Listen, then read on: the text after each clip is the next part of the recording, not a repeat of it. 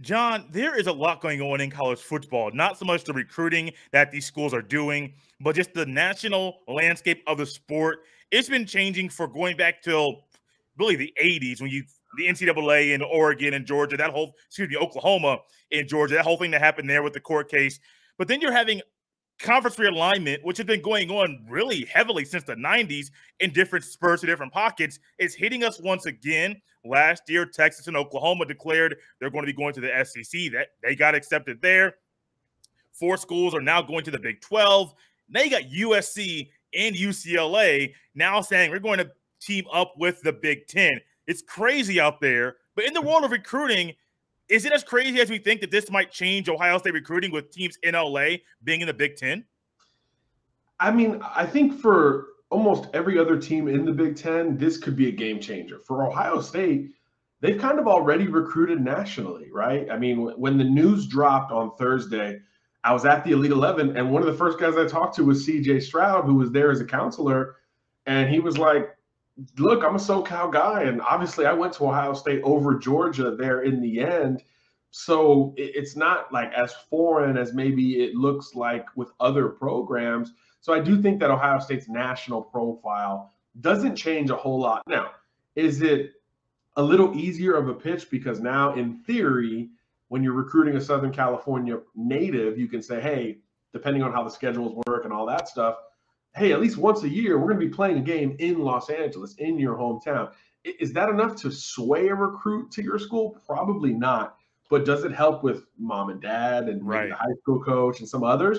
Yeah, I think so. I think that opportunity is big. 99% of kids we talk to who either decommit or hit the portal or any of that stuff, a lot of it has to do with geography and logistics. So I do think that is an element where, while it might not help you finish the deal and close with a recruit, it could create more benefit of the doubt on the front end of that process, because you do know, hey, at least once or twice a year, we're going to be playing back in my hometown if I'm a SoCal kid. But again, programs like Ohio State have been raiding Southern California for a long time, basically since the USC dynasty wound down some at this point, 15 years ago or so. So really since that point, a lot of SoCal elites have gone to Ohio State and Clemson and Georgia and Alabama, Oregon, and some of these other programs, Texas A&M, Oklahoma. So I think everyone's felt like that door was already open. This will just kind of keep it open more for some programs that aren't as accustomed to recruiting that area. So if you're Michigan, if you're Michigan State, if you're Penn State, now I think you could start to say, well, let's dip into that side of the country, because we really haven't done it consistently to this point. Ohio State has, and now they can reemphasize it. And again, CJ's like the poster child for that, right? I mean, SoCal kid sits a year and then boom, electric sophomore season and Heisman hype. I think I saw yesterday he is the front runner, at least from Las Vegas's perspective, for the Heisman Trophy. So I mean, that's as good of a pedigree that you could pull from any area of the country. So for that to happen to be, what happened last week in terms of, hey, now we're going to be in this market within the conference, I do think that adds a cherry on top and probably helps Ohio State just a bit. But again, they've already been a top 5, top 3 recruiting program. So it's hard to imagine that getting better, but it certainly doesn't hurt. What about this? Let's turn it around a little bit. Not Ohio State going out there, but USC is a national brand. And it doesn't matter if you're from Southern California, Ohio, Florida, Texas, Pacific Northwest. If you're from Connecticut, you know about USC. Now, you might not know all about them, the history, O.J. Simpson, and all the things that have happened for decades with USC football, but you have probably heard about USC, known that they're one of the better programs nationally in the sport. You also add in UCLA, who I know this is really a basketball conversation, but that basketball appeal to a high recruit in basketball, if they come to Ohio, that's going to be something that's going to be like, well, do I want to go to Ohio State, the school that I've rooted for my entire life, or go to UCLA and be a part of that program? That's a conversation I think for basketball that's going to be very, very interesting. But to me, John, you got USC coming to Ohio that might start recruiting kids in Ohio, in Columbus, in Cleveland, and all these cities where there's a lot of really good football talent. It's not always about Ohio State going to Southern California, John. Sometimes it's about those schools coming to your backyard and try to take your players out of your own town. It's a great point. And I think you talk about the flip side of it.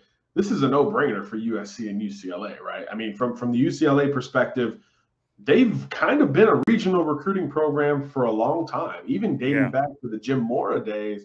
They didn't really go across the country as consistently, certainly compared to USC. They're a little bit more regional, stay in California, the Pacific Northwest, dip into Arizona, and then maybe east towards Texas. And that's kind of it.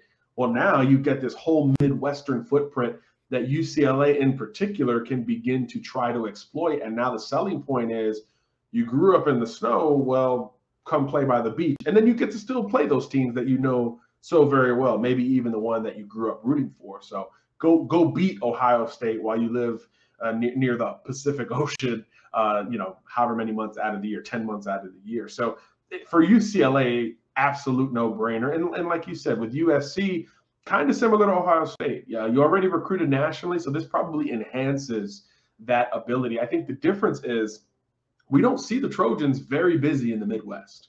So this could be a truly enhanced territory for that group. Obviously, Lincoln Riley's in year one there, so he's had a heck of a mental gymnastics trying to go from recruiting at Oklahoma to USC in the conventional Pac-12 footprint, and now in the Big Ten, at least going forward in the Big Ten.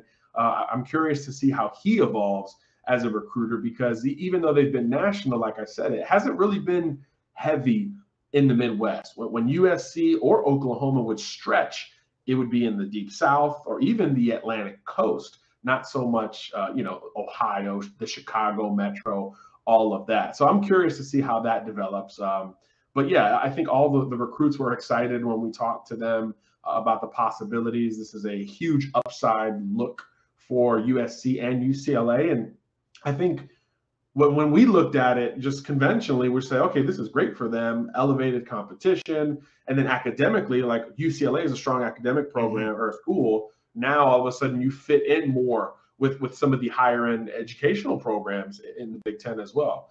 So I do think there's a fit there. But I think unanimously, recruits, coaches we talk to, media, just folks in and around the sport recognize this as an elevated level of competition for USC and UCLA simultaneously. And I think that is where the Pac-12 certainly feels like they are not only losing two banner programs in a huge television market, which is a big deal, but now you're also kind of admitting that, yeah, there's just better competition over here. So that's where we're headed, which feels like you said, the Big 12 losing Texas and Oklahoma to the SEC, where everyone recognizes it's a step up in competition. And this is huge for the Big Ten, because now it's like quadruple confirmation that, hey, it's the Big Ten and it's the SEC. Everyone else, good luck trying to figure it out, but the Pac-12 is heading in the wrong direction. There's reports of ACC programs looking around. So I think the Big 12 by default becomes kind of the third major conference. So they end up, because of the timing of Texas and Oklahoma, in decent shape. But really, this is once again confirming that, especially on the football front, it's about the SEC and the Big Ten. And then after that, it's a whole lot of question marks. So overall, that's very good news for Ohio State, because that used to be a knock. They used to be the only Big Ten program that was in the CFP conversation. So now that's a strength, as opposed to, well, how good is the Big Ten on their path to the playoff? Well, it just got a whole lot better, especially with Lincoln Riley's timing of getting that USC job. So it's fascinating. It will impact recruiting, and it will certainly benefit some schools more than others, but it's definitely not going to hurt Ohio State in that brand.